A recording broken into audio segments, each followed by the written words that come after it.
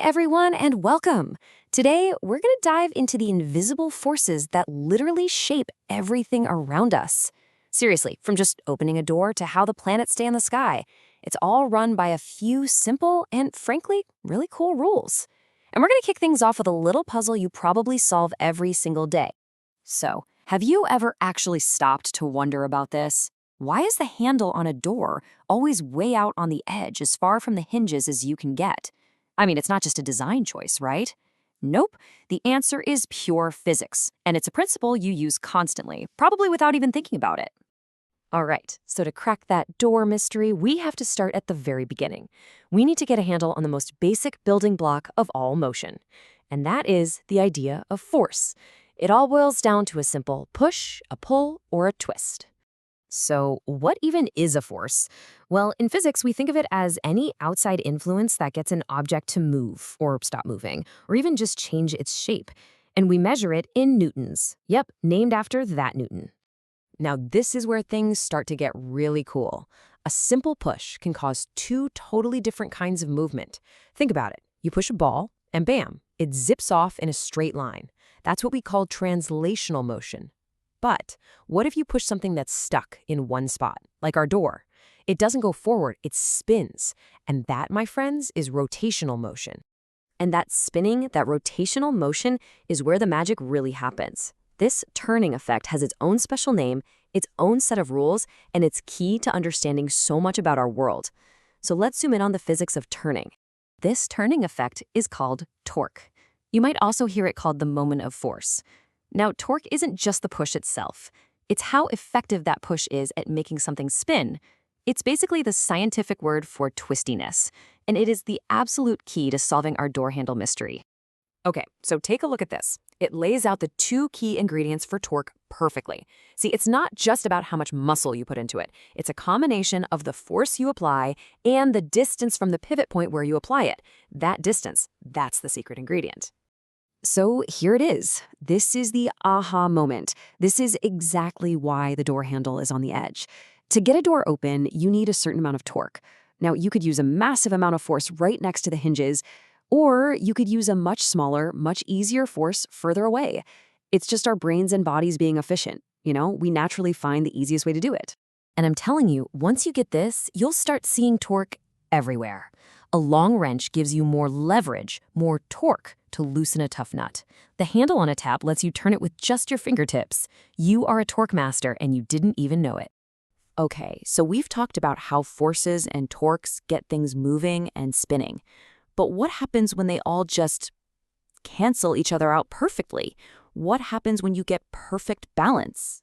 That state is called equilibrium. It's a state of perfect harmony. And here's a key thing. This doesn't just mean something is sitting perfectly still. That's called static equilibrium. An object can also be in dynamic equilibrium, like a car moving at a perfectly constant speed. The main idea is that its state of motion just isn't changing. Now, for something to be in true equilibrium, two things have to be true. First up, all the pushes and pulls in a straight line have to cancel out. So no speeding up, slowing down, or changing direction. And second, all the twisting forces, all the torques have to cancel out too. No net push and no net twist. And that second rule, oh, it's so elegant. It gives us something called the principle of moments. All it says is that for something to be balanced and not rotating, all the torques trying to turn it one way, say clockwise, have to be perfectly matched by all the torques trying to turn it the other way. You've definitely seen this before, right? A classic beam balance is the perfect example of this in action. The weight on the left is creating a turning force in one direction, and the weights on the right are creating a turning force in the other. When those turning forces, those moments, are equal, the beam balances. It's in equilibrium. Simple as that.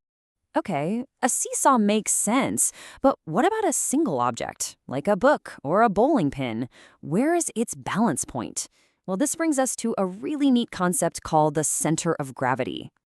The center of gravity, or CG for short, is basically the object's average point of weight. You can think of it as this one imaginary spot where if you could just put your finger right there, the whole object would balance perfectly. And here's where it gets really cool. The location of that CG is everything when it comes to stability. Check out this barrel. As long as a line drawn straight down from its CG falls inside its base, it's stable, it's fine. But the second you push it just a little too far and that line goes outside the base, gravity creates a torque, and whoosh, over it goes. This is why you don't lean back too far in your chair. Now, for simple uniform shapes, this is kind of a no-brainer. For a uniform rod, the center of gravity is right in the middle. For a perfect sphere or a disc, it's smack dab in the geometric center. It's all about that perfect symmetry. All right, we've spent a lot of time on balance. Now, let's flip the script. What happens when forces are constantly at work to change an object's direction? This leads us to a special, fascinating kind of motion, moving in a circle. Okay, get ready because this next idea is a little bit of a mind bender. If you're driving in a straight line at a constant speed, your velocity is constant and you have zero acceleration. Simple enough. But if you drive in a circle at that exact same constant speed, your velocity is constantly changing, which means, get this, anything moving in a circle is always accelerating. Wait, how is that possible, right? How can you be accelerating if your speed isn't changing? Well, remember, velocity has two parts, speed and direction. And as you can see, when you're going in a circle, your direction of travel is different at every single instant. Since the direction is always changing, the velocity is always changing. And any change in velocity is, by definition, acceleration. And here's the big takeaway from Newton's laws. If there's acceleration, there has to be a force causing it. No exceptions. For circular motion, we call that force centripetal force. It's a real, center-seeking force that is constantly pulling the object inward, keeping it from flying off into a straight line, which is what it really wants to do. And you can't get a better example than this one on a truly cosmic scale. The moon's natural tendency is to travel in a straight line off into space. But Earth's gravity is always there, pulling it inward. That constant gravitational tug is the centripetal force that bends the moon's path into a nearly perfect circle around us. Okay, so we've established there's a real force pulling things inward, the centripetal force. But what about that feeling you get on a merry-go-round, that feeling of being pushed outwards? We call it centrifugal force, but physicists will tell you it's a fictitious force. So I'm going to leave you with this little puzzle to chew on. If it's not a real force, then what in the world is that sensation trying to throw you off the ride? Think about that.